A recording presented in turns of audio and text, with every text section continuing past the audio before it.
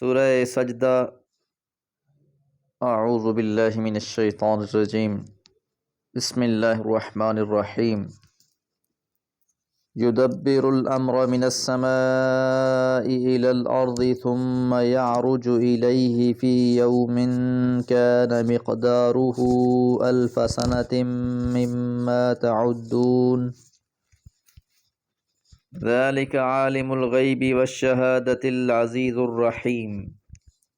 سورہ سجدہ آیات 5 اور 6۔ آیت نمبر 4 میں ہم نے یہ بات جانی کہ اللہ ہی ہے جس نے پیدا کیا آسمانوں اور زمین کو اور جو ان کے درمیان کی چیزیں ہیں 6 دنوں میں، پھر وہ عرش پر متمکن ہوا، اور اللہ کے سوا تمہارے لیے کوئی کارساز نہیں اور نہ اس کے مقابل میں کوئی سفارشی، کیا پس تم نصیحت حاصل نہیں کرتے؟ اس آیت مبارکہ میں تخلیق کائنات کے حوالے سے خبر دی گئی۔ اللہ خالق بھی ہے اور مدبر بھی ہے۔ خالق کائنات بھی وہی ہے، مدبر کائنات بھی وہی ہے۔ ایسا قطعاً نہیں ہے جیسے بعض ضالین نے یہ سمجھ لیا تھا کہ اللہ نے یہ کائنات بنانے کے بعد اس کا نظام کچھ ہستیوں کے حوالے کر دیا ہے اور معاذ اللہ اس کائنات سے بے تعلق ہو کر عرش پر مستوی ہو گیا ہے۔ حقیقت اس کے برعکس ہے۔ اس لیے فرمایا یدبر الامر، وہی معاملات کی تدبیر کرتا ہے، من السماء آسمانوں سے، الی الارض زمین تک، کہ آسمان و زمین کے جو بھی معاملات ہیں ان کی وہ خود نگرانی کر رہا ہے۔ آسمانوں کا مالک بھی اللہ ہے، وہاں بھی اسی کے اختیارات ہیں۔ زمین کا مالک بھی اللہ ہے، اس کا بھی سارا نظام اللہ نے خود سنبھالا ہوا ہے۔ اسی کے حکم سے فرشتے احکامات لے کر آتے ہیں اور اسی کے حکم سے سارے معاملات بھی چل رہے ہیں۔ وہی بارش برساتا ہے، وہی زمین سے رزق نکالتا ہے، وہی ساری مخلوقات کو کھلا پلا رہا ہے۔ اسی کے قبضہ قدرت میں ہر کسی کا اختیار ہے۔ سارے کے سارے امور کا اختیار بھی اللہ کے پاس ہے، انتظام بھی اللہ کے پاس ہے، اور پھر سارے ان انتظامات کے خبریں اور رپورٹیں بھی اللہ تک پہنچتی ہیں۔ ثم پھر یعرج، لوٹتے ہیں، اوپر چڑھتے ہیں، الیہ اس اللہ کی طرف، فی یوم ایک دن میں، کان مقدارہ اس کی مقدار، الف سنۃ 1000 سال کے برابر، مما تعدون جو تم شمار کرتے ہو۔ ثم یعرج الیہ، عرج یعرج عروج، تو جو احکامات اللہ تعالیٰ نے زمین پر جاری کرنے کے لیے ارسال کیے تھے، جو حکم صادر فرمائے تھے، پھر اللہ تعالیٰ ان سے بے تعلق نہیں ہو جاتا بلکہ وہ ان سے خوب باخبر رہتا ہے۔ اسی طرح انسانوں کے اعمال بھی روز پیش کیے جاتے ہیں۔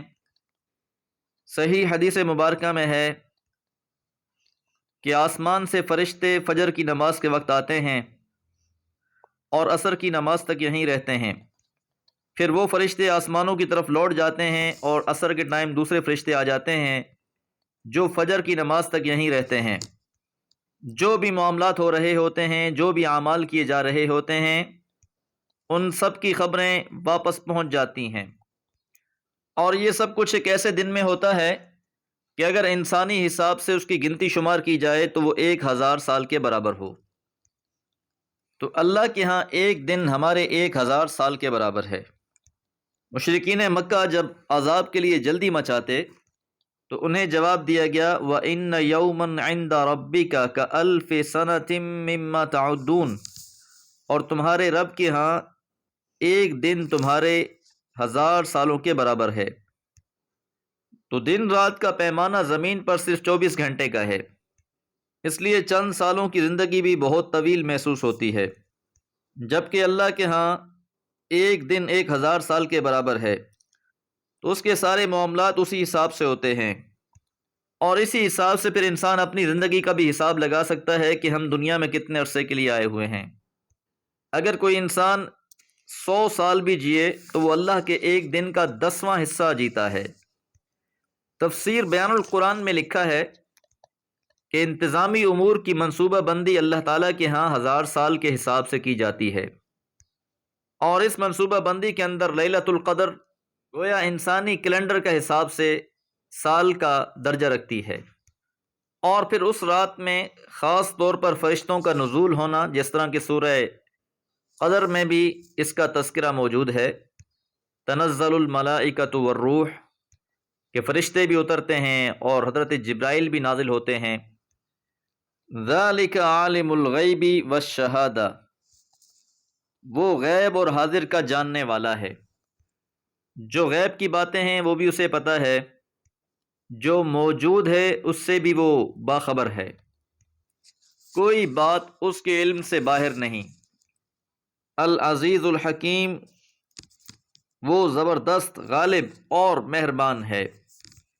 تو یہ اللہ تعالیٰ کی ہی صفات ہیں، اللہ کے علاوہ کوئی بھی اس کائنات کے تمام اسرار سے واقف نہیں، باقی ساری مخلوقات کا علم انتہائی محدود ہے۔